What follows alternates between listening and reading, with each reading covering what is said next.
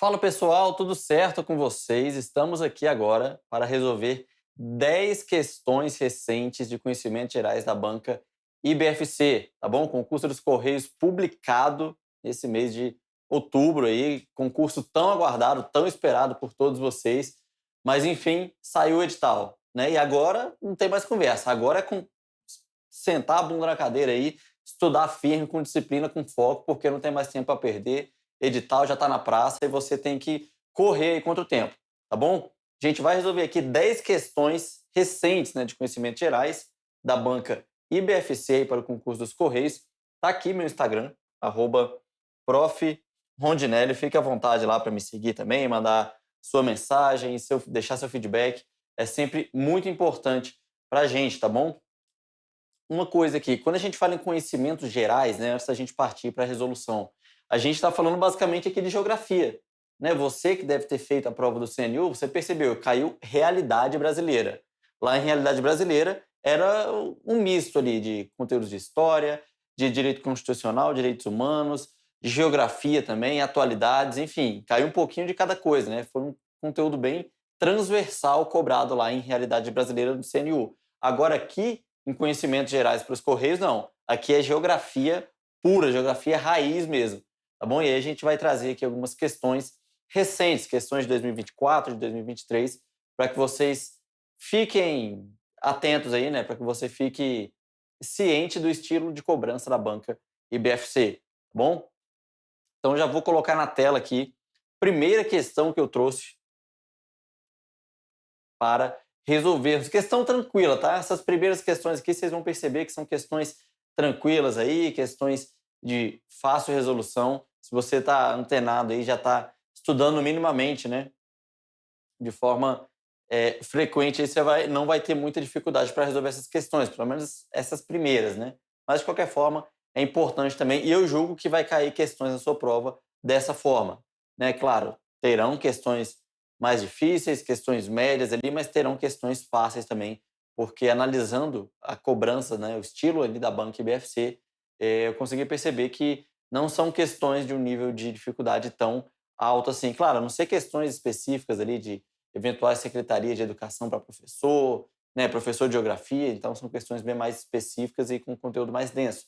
Mas no caso aqui do concurso dos Correios, né, de nível médio, o nível de cobrança não vai ser tão alto, pelo menos é o meu palpite, tá bom? É o que eu espero aí, é o que eu aguardo dessa prova dos Correios com o edital publicado e prova no dia 15 de dezembro de 2024. Vamos lá, a primeira questão aqui já está na sua tela. A região Sudeste é formada por 4 estados, são eles. Quais são os estados, gente? Letra A, Espírito Santo, Minas, Rio e São Paulo. Gente, de cara, né, já é o nosso gabarito. Isso aqui está corretíssimo. Então, já dá para perceber que, pelo menos nessa primeira questão, um nível bem tranquilo, bem acessível, né? Letra B aqui, ó. Minas, Paraná, Rio e São Paulo. O Paraná não é. Paraná é da região Sul. Letra C, Paraná, Espírito Santo. Mais uma vez, Paraná também não é. Letra D, Bahia, Minas, Rio, São Paulo. Bahia não é, Bahia é da região Nordeste, tá bom? Então, questão tranquila aí, o nível de dificuldade relativamente baixo, né? Questão bem acessível aí para você, literalmente, não zerar a sua prova, tá? Não zerar. Mas, claro, não estou inventando, não é questão inédita, nada. Banco IBFC, questão, né, recente, ano de 2024. Então, foi exatamente essa questão aqui que foi cobrada na prova aí, tá bom? E aí tá aqui, né, só para a gente tirar a dúvida aí, caso alguém ainda tenha ficado com dúvida, tá aqui os 4 estados da região Sudeste: Minas, Espírito Santo, Rio de Janeiro, São Paulo. E aí, como vimos, ó, estado aqui do Paraná, região Sul, e o estado da Bahia, que região Nordeste, tá bom? Então esse é o mapa político do nosso querido Brasil. Beleza? Vamos para mais uma questãozinha na sua tela agora. Mais uma questão de 2024, tá? Considerando a divisão do planeta em hemisférios oeste e leste, através da linha imaginária disposta verticalmente sobre o globo terrestre, o Brasil está totalmente inserido a oeste do... Tan, tan, tan, tan, tan, tan, tan, tan, tan. A oeste do quê, gente? Com base nele, calculamos os fusos horários Assinale a alternativa que preencha corretamente a lacuna. Gente, né? Qual é essa linha imaginária aqui disposta verticalmente no globo terrestre que serve ali para nos guiar, especialmente quando a gente está falando de fuso horário, né? Quando a gente precisa calcular o fuso horário. Qual que é essa linha vertical aí, né? Essa linha também conhecida como... Ó, isso aqui é para você acertar. Quando a gente tem o globo terrestre, eu vou colocar aqui na tela para você. O globo terrestre tá aqui. Nós temos linhas, né, que cortam o globo terrestre. Temos linhas na horizontal e temos linhas na vertical, né? Linhas no sentido vertical, tá bom? Essas linhas aqui na horizontal são os paralelos, tá bom? Que está em vermelho aqui, as linhas na horizontal são os paralelos. E o que está aqui em azul são os meridianos. Com essa você já matou a questão, né? Com essa você já matou a questão. Tá aqui, ó. Meridiano de Greenwich, é o nosso gabarito, de fato. Letra C. Então, essa linha imaginária, e aí é justamente essas linhas aqui, né, simbolicamente representadas aqui na cor azul, que vão delimitar ali o fuso horário, né? Então, à medida que cada 15 graus, né, a cada 15 graus, temos aqui o meridiano zero, né? 0 grau, que é o meridiano de Greenwich, tá bom?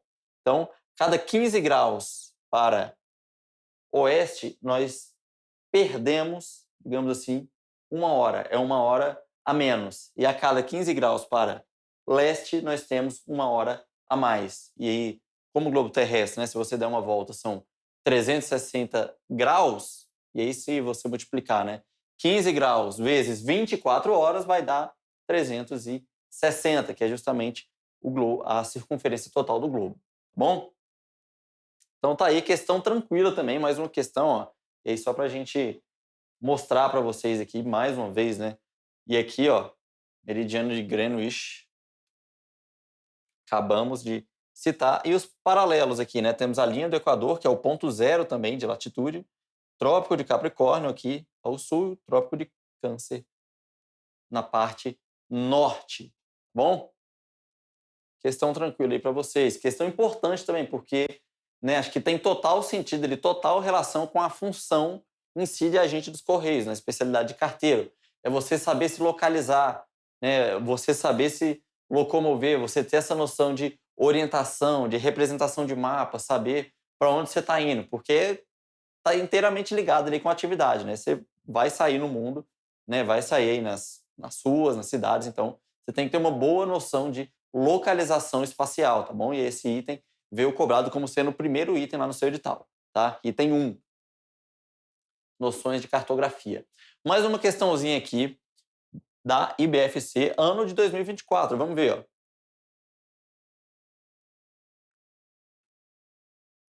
O Brasil faz divisa com 9 países da América do Sul e o departamento ultramarino francês da Guiana, né? Ali especialmente representado pela Guiana Francesa.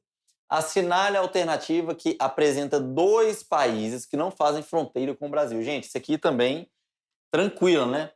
Equador e Colômbia? Não, Colômbia faz fronteira. Bolívia e Peru?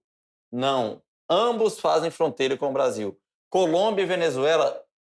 Ambos fazem fronteira com o Brasil. E claro, sobrou aqui a alternativa D, Chile e Equador, tá bom? Esse é o nosso gabarito, tá aí, ó. Gabarito, letra C.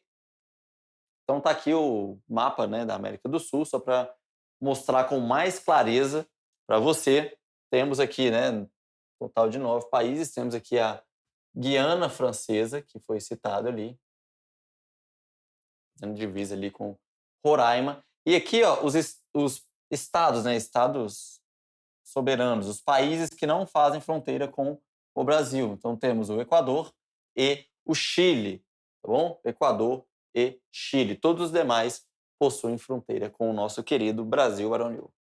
Beleza, gente? Tudo certo? O que vocês estão achando? Tá um nível tranquilo, né? Tá um nível acessível de questões, por enquanto, questões tranquilas. Estamos trazendo, principalmente aqui nesse início, questões ali de geografia física, de orientação, de localização, de divisão política. Enfim, são conteúdos cobrados aí no seu edital, né? Explicitamente, e é importante que você tenha esse conhecimento. Mais uma questão, de número 4.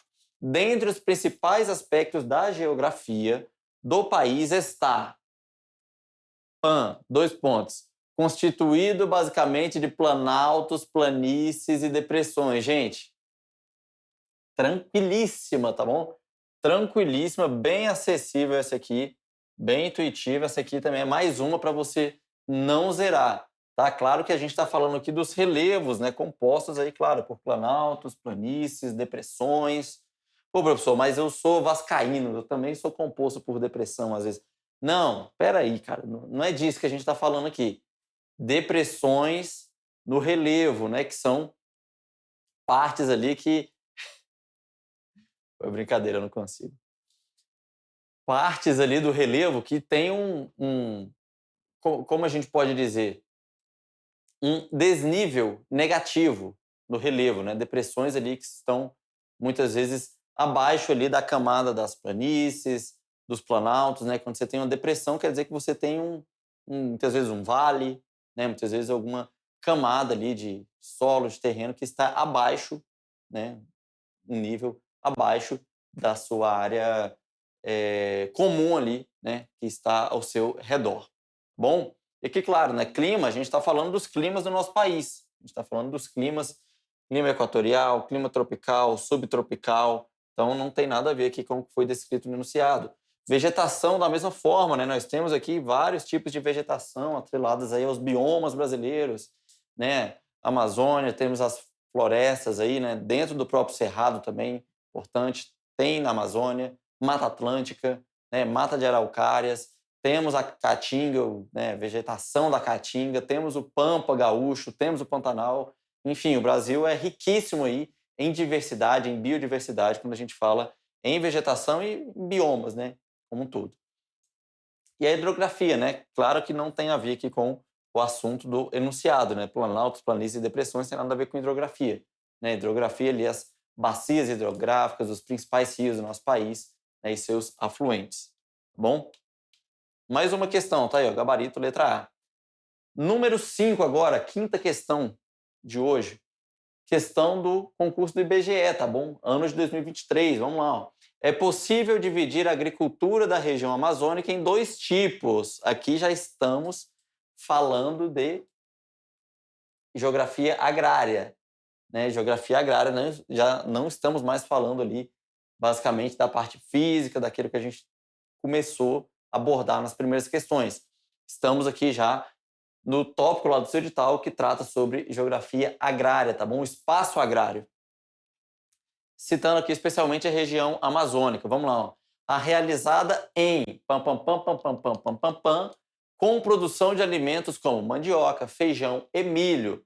E temos a realizada em com a produção que se destina à indústria e à exportação. Gente, essa aqui, eu não, acho que eu não posso cravar que tá difícil também. Claro, ela não está no nível das primeiras questões. Aquelas primeiras lá são nível juninho, para a gente ir treinando, para a gente ir entendendo a banca. Essas aqui já estão um pouquinho mais complexas, mas nem tanto também, né? Estão bem intuitivas aqui. Ó. Vamos lá. Ó. O que se encaixa aqui na primeira lacuna, né? Que foi referida sobre produção de alimentos como mandioca, feijão e milho. São os latifúndios aqui? Não, letra B está descartada, né? Fronteira agrícola? Não, peraí, nada a ver. O que tem a ver com fronteira agrícola? Pequenas propriedades? Opa, pode ser essa aqui. Então tá correto. Unidade de conservação? Não, gente, peraí. Unidade de conservação são territórios ali, são áreas especialmente protegidas, né? Onde o governo, o Estado delimita espaços, né, de fato, para conservação, para educação ambiental, para preservação. E aí nós temos diferentes tipos de unidade de conservação, mas claramente não são o assunto aqui dessa primeira lacuna. Né? A banca aqui viajou ter colocado a letra D. E, claro, só sobrou aqui a alternativa C, né? Para preencher a segunda lacuna, que, de fato, quando a gente fala de indústria e exportação, a gente está falando de grandes propriedades, tá? São grandes propriedades que vão exportar soja, vão exportar milho, né? Como está bem descrito aqui. Ok? Então, tranquila essa aí também. Letra C, ó, gabarito C, essa aí está bem tranquilo. Bem tranquila, na verdade, né? Então, beleza, mais uma na sua tela, vamos lá, né? Estamos já na sexta questão, bem rápido, bem dinâmico. Questão também do concurso do IBGE, vamos lá, ó. Em 2021, considerando-se a linha de pobreza monetária proposta pelo Banco Mundial, a proporção de pessoas pobres no Brasil era de 18,6% entre os brancos e praticamente o dobro entre os pretos, 34,5%, e entre os pardos. Mais da metade, 53,8% dos trabalhadores do país em 2021 eram pretos ou pardos. Mas esses grupos somados ocupavam apenas 29,5% dos cargos gerenciais, enquanto os brancos ocupavam 69% deles. Agora o comando. Assinale a alternativa que indica corretamente o problema social brasileiro representado pelos dados do IBGE. O que é que ele quer saber, gente? Foco aqui, ó. Vem comigo. Acorda, acorda aí.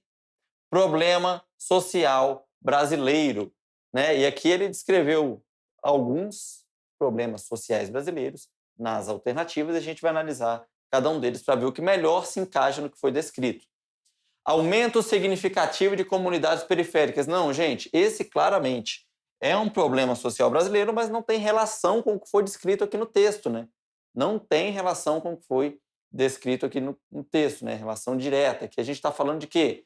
De emprego, né? A forma como, especialmente, os cargos gerenciais estão distribuídos no nosso país. E aqui, quando a gente está falando basicamente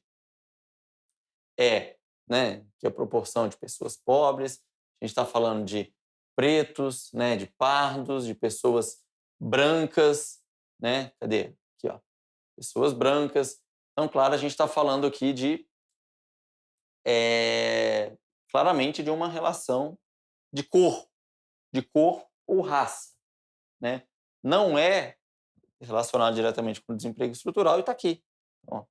Desigualdades sociais por cor ou raça no Brasil. Elevar a taxa de mortalidade infantil. Esse aqui, pelo amor de Deus, esse aqui viajou legal. Nada a ver, tá bom? Nada a ver. Então, claro, nosso gabarito aqui é a letra C, tá bom? Gabarito, letra C. Vamos a mais uma questão. Número 7, mais uma questão do IBGE, ano de 2023, questão recente também. No Brasil, por séculos, a população rural foi maior que a urbana. Com a industrialização e as condições precárias de vida no campo, as pessoas saíram do campo em direção às cidades em busca de emprego nas fábricas. Esse fenômeno migratório é denominado, gente, que fenômeno migratório é esse aqui, ó? As pessoas saíram do campo em direção à cidade em busca de emprego nas fábricas. Tem nem conversa, tá?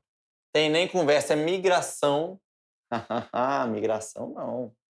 Quase que você cai.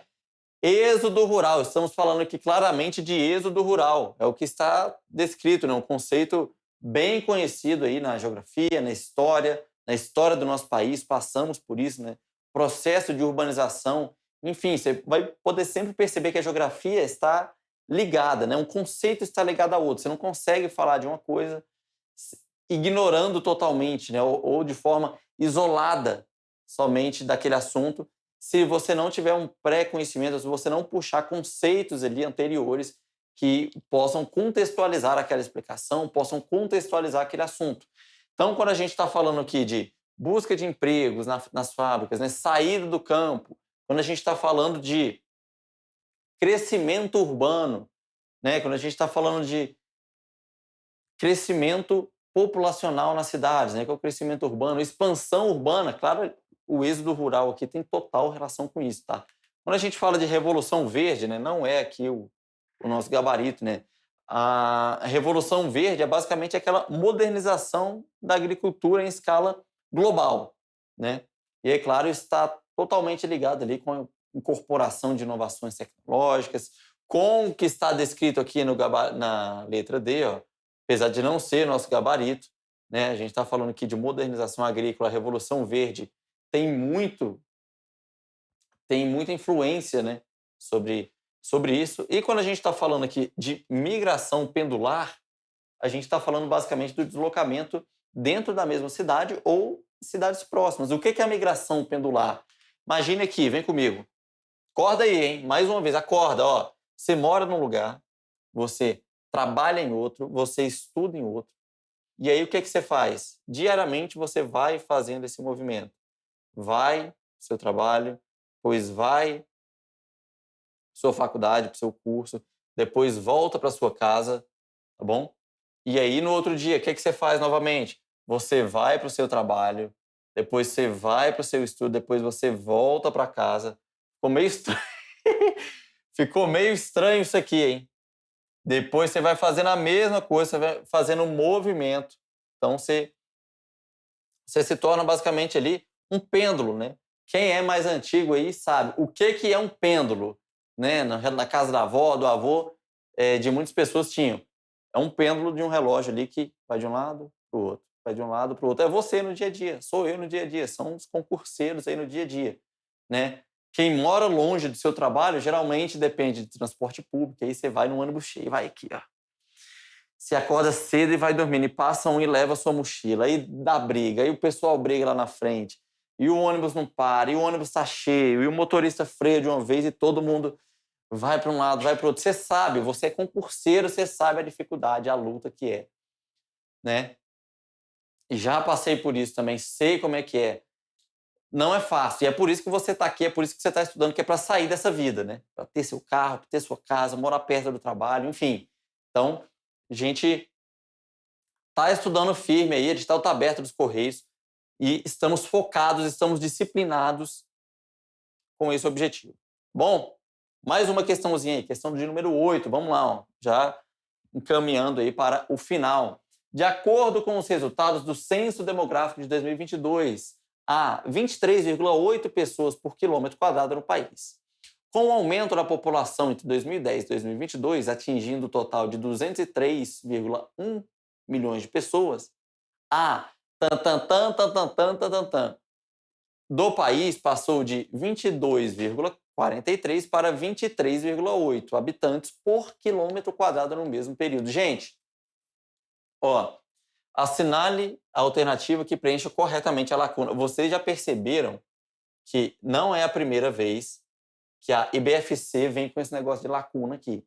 Já perceberam que ela gosta muito disso, né? Então já fica uma dica aí para você. A IBFC gosta muito de lacunas. Então vai te dar o texto, você vai ter que basicamente encaixar alguma coisa ali, vai ter que encaixar o conceito dentro daquele texto de forma que faça sentido, né? E aqui agora estão as alternativas que vamos analisar neste momento. Olha só. Quem é que falou aqui? Então, o que passou ao que passou de 22,4 para 23,8 por quilômetro quadrado. Gente, isso aqui claramente, né, a gente está falando de densidade demográfica. Não é concentração urbana. Concentração urbana é basicamente a quantidade de pessoas que moram dentro de uma cidade. Taxa de natalidade também não tem nada a ver com taxa de natalidade, né? Taxa de natalidade é basicamente o número de nascimentos de crianças, né, considerando a população como um todo. E aí já, ó, não confunda a taxa de natalidade com taxa de fecundidade. Natalidade é a proporção de nascimentos considerando toda a população. Já a taxa de fecundidade é a proporção de nascimentos basicamente ali considerando, né, mulheres em idade, em mulheres ali com condições de reprodução, basicamente, né? População feminina em idade reprodutiva, né? E aí cálculos são feitos ali entre 15 e 49, 15 e 50 anos, mas é essa escala aí, tá bom? Esse quadro, tá? Então, taxa de fecundidade, proporção de nascimentos, calculando a proporção de mulheres em idade reprodutiva. Taxa de natalidade, proporção de nascimentos considerando população total. Bom? E aqui, ó, o crescimento vegetativo tem relação com a taxa de natalidade. Por quê? O crescimento vegetativo, ele é a taxa de natalidade menos a taxa de mortalidade. Isso gera aqui o nosso crescimento vegetativo. Bom? Crescimento vegetativo. Você vê aqui. Não confunda aí com outra coisa, não. Tá? Taxa de natalidade menos a taxa de mortalidade. Quantas pessoas estão nascendo, menos a quantidade de pessoas que estão morrendo. Né? Se a taxa de natalidade for maior que a taxa de mortalidade, quer dizer que está nascendo mais pessoas do que morrendo. Então, nosso crescimento vegetativo vai ser positivo. Vai ser positivo. Se mais pessoas estão morrendo do que nascendo, nosso crescimento vai ser negativo, tá? Nosso crescimento vegetativo vai ser negativo. Ok? Mais uma questãozinha para você. Está aqui, ó, gabarito, letra C, de fato, densidade demográfica. O que é densidade, professor? Falou e não falou o que é densidade. Densidade demográfica é a quantidade de pessoas, a quantidade de habitantes por quilômetro quadrado. Então, se a gente pegar o Distrito Federal, né, é um quadradinho, basicamente, com mais de 3 milhões de pessoas morando aqui, né, 2, 3 milhões de pessoas. Então, a taxa de densidade demográfica do DF é muito alta, porque é muita gente morando em um espaço pequeno. Se a gente comparar com o estado do Amazonas, por exemplo, a gente vai perceber que a taxa, né, a densidade demográfica do Amazonas é baixa em comparação com o Distrito Federal. E aí, esse cálculo de densidade demográfica pode ser feito em diferentes escalas, né? A densidade demográfica do país como todo, como foi feito aqui, né? A taxa de densidade demográfica de um estado, de uma cidade, de um bairro, né? Então, você consegue fazer essa proporção, esse cálculo aí, tá bom? E é claro, a gente tem aquela divisão entre países povoados e populosos. Populosos, país com muita gente mesmo. O Brasil é um país populoso? Sim, é um país populoso, porque temos mais de 200 milhões de habitantes, especialmente, né, a partir do último censo, 203 milhões de habitantes, pouco mais que isso. Então, somos um país, sim, muito populoso, especialmente quando a gente compara com os demais. Mas somos um país povoado? Não necessariamente. Povoado quer dizer a relação da distribuição populacional dentro desse território. Então, a gente vai perceber que no mapa do Brasil, se a gente pegar aqui, ó, mapa do Brasil, bom, bonito, hein? Ficou parecendo da África esse aqui. A maior parte da população brasileira habita aqui a região litorânea, tá bom? Habita aqui a região litorânea. E aí, claro, esse cenário tem mudado um pouco nos últimos anos, mas claramente a grande concentração populacional do Brasil está na faixa litorânea, né? E temos aqui o DF, temos aqui Cuiabá, Goiânia, temos lá Manaus, Belém, algumas grandes cidades, aí, algumas metrópoles do nosso país, porém a taxa, né, temos Belo Horizonte aqui, mas claramente se a gente pegar as maiores cidades aí do país, né, a grande parte delas estará aqui, né, Porto Alegre, aí vem subindo, né, Florianópolis, Curitiba, São Paulo, Rio, Salvador, você vai subindo e vai perceber que as grandes metrópoles do país, onde, né, boa parte da população está residindo, estão na faixa litorânea. Bom, mais uma questão, penúltima. Os cartógrafos trabalham com uma visão reduzida do território, sendo necessário indicar a proporção entre a superfície terrestre e a sua representação. Esta proporção é indicada pela escala. Beleza, show. Realmente. Assinale a alternativa incorreta. Gente, isso aqui você tem que tomar um cuidado que, pelo amor de Deus, muito cuidado, muito cuidado, muito cuidado.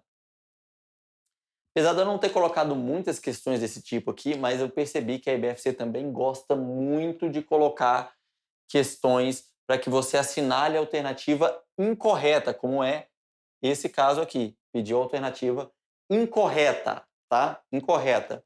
Vamos ver. Nos mapas, as escalas podem ser representadas em forma numérica ou gráfica. Beleza, não tenho que tirar nem pôr, tá correto mesmo. Então, se está correto, significa que não é nosso gabarito. B. Atualmente, com o uso do Sistema de Posicionamento Global, o GPS, a representação da escala deixou de ser um elemento obrigatório nos mapas. Negativo. Negativo, ó, o erro está aqui, ó, não deixou não. Logo é nosso gabarito, está incorreto. Por quê? Uma coisa não tem nada a ver com a outra. Você vai se localizar ali com o GPS, né? Vai ter o aparelho, tem nos celulares, quase todos aí hoje em dia. Então você consegue se localizar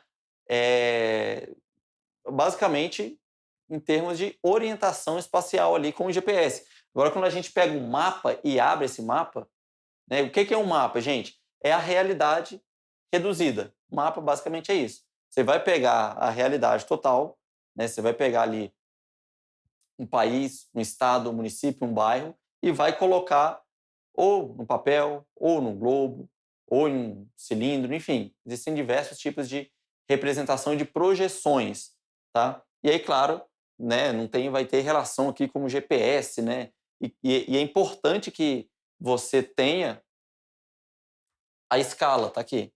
É importante que você tenha a escala para você saber quantas vezes a realidade foi reduzida, porque a escala, se fosse para resumir, seria isso: é a quantidade de vezes que a realidade foi reduzida para caber ali naquela representação, tá? Então, ó, a escala numérica indica a relação entre as dimensões do espaço real, perfeito, e do espaço representado por meio de uma proporção numérica. Show! Escala numérica é isso. Então, tem lá a escala 1 para 500 mil.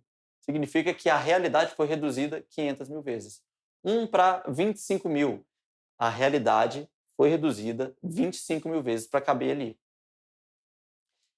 Letra D, ó, a escala, né, que independente de ser numérica ou gráfica, representa a relação entre medida de uma porção territorial representada no papel e sua medida real na superfície terrestre. É exatamente isso que a gente está falando. É a realidade ali em um mapa, né? Realidade ali em uma representação. No caso aqui ele colocou no papel, mas o mapa pode ser representado de diversas formas em diferentes projeções, tá bom? Tá aí nosso gabarito, letra B. Última questão agora, gente, para a gente fechar, ó. Questão da Secretaria de Educação do Acre, ano de 2023. Tal fenômeno fundamentalmente urbano consiste em uma série de melhorias físicas ou materiais e mudanças imateriais, econômicas, sociais e culturais, que ocorrem em alguns centros urbanos antigos, os quais experimentam uma apreciável elevação de seu status. Este processo tem se desenvolvido nos países industrializados, basicamente ao longo da etapa chamada pós-industrial ou pós-moderna, iniciada com o declínio do modelo socioeconômico industrial tradicional a partir dos anos de 1970. Caracteriza-se normalmente pela ocupação dos centros urbanos por uma parte da classe média de elevada remuneração, que desloca os habitantes de classe baixa de remuneração menor, né, de menor remuneração, que viviam no centro urbano. O deslocamento vem acompanhado de investimentos e melhoria tanto nas moradias, que são renovadas ou reabitadas, quanto em toda a área afetada, tais como comércio, equipamentos e serviços. Está aí uma excelente definição, né? Uma excelente conceituação de. Gente, gabarito, letra B, tá? Foi bem descrito aqui, ó, a gentrificação. Professor, repete porque entendi não. Gentrificação, que é o quê, gente? Explicando de forma, tá aqui o conceito formal, bonitinho. Agora vamos falar um português claro aqui. Você tem uma cidade, você tem um bairro aqui, ok? E aí as pessoas que vivem aqui são pessoas humildes, muitas vezes. Beleza. Só que aí uma pessoa rica compra aqui. E aí ela vai modernizar vai construir um prédio, ok? Construir um prédio. E aí, opa, quem é mais humilde está morando aqui, do lado já vai ficar com o olho aberto. Vai ficar com o olho aberto, porque, pô, então, beleza, tem um prédio aqui agora, tem um conjunto de prédio aqui com 20 andares do lado da minha humilde residência, né, como diria Michel Teló. Então, muitas vezes esses empreendimentos são acompanhados, né, da modernização do comércio, dos equipamentos, dos serviços, ok? Então, ó, essas moradias são renovadas ou reabilitadas, né? E aí, beleza, tô aqui na minha humilde residência. Ah, opa, aí o terreno do lado foi comprado também. Uma construtora vai fazer um outro prédio residencial de médio e alto padrão aqui. Eita, agora eu tô com os cabelos em pé. Opa, o terreno aqui foi vendido também. Aqui, ó, é uma empresa que vai construir salas comerciais. Gente, e aí, com isso, né, esses terrenos vão sendo comprados, esses imóveis vão sendo comprados, vão sendo modernizados, investimentos são atraídos, novos comércios, indústrias, né, indústria é mais difícil, novos comércios, setor de serviço, como foi descrito aqui, equipamentos, infraestrutura como um todo. E aí, gente, o custo de vida, né, você que tem um humilde residência aqui que ganha um salário mínimo, você não consegue manter. Você não consegue manter. Se antes tinha uma padaria ali do seu Zé, antes, agora já tem uma padaria gourmet, né? O quilo do pão de pão francês, R$ 70. Tem como. Antes do seu Zé, você comprava o pão, né? R$ 10 o quilo do pão. Né? Hoje em dia, não. Padaria gourmet. Antes, você cortava o cabelo lá com seu amigo, seu camarada, né? Na faixa, lá, R$ 15 o corte, né? Aí agora tem uma barbearia gourmet, com sinuca, com cervejinha, com globo, com teto preto, né? Virou uma coisa gourmetizada. O corte, R$ 85, tá bom? Antes tinha um hotel mais humilde, hotelzinho com diária ali de R$ 100, R$ 80. Agora não, é uma rede hoteleira, né, multinacional que está lá com diárias a partir de R$ 700. E aí o custo de vida vai sendo elevado. E você não vê outra alternativa a não ser vender seu imóvel e meter o pé para um outro bairro mais afastado, onde aí sim você consegue se manter. E aí esse bairro aqui inicialmente humilde, agora virou um bairro de classe média alta, ou classe alta, tá bom? Isso é basicamente a gentrificação, ok? O que foi descrito aqui.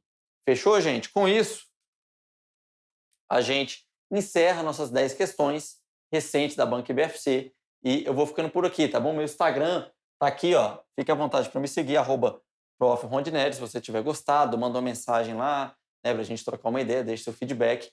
E lembra, né, não deixe de comentar aqui, não deixe de deixar seu like, né, os links aqui importantes dos cursos dos Correios, né, das nossas assinaturas, da mentoria, o edital aberto, a mentoria pode ser muito indicada para você também, tá? Então, clica aqui nos links abaixo, conheça aí, chama alguém do nosso time de atendimento para que você entenda melhor. Gente, o edital está publicado, você não tem tempo a perder, não tem mais tempo para você brincar, tá? Não tem mais tempo para brincar. Agora é disciplina, é foco e principalmente eficiência.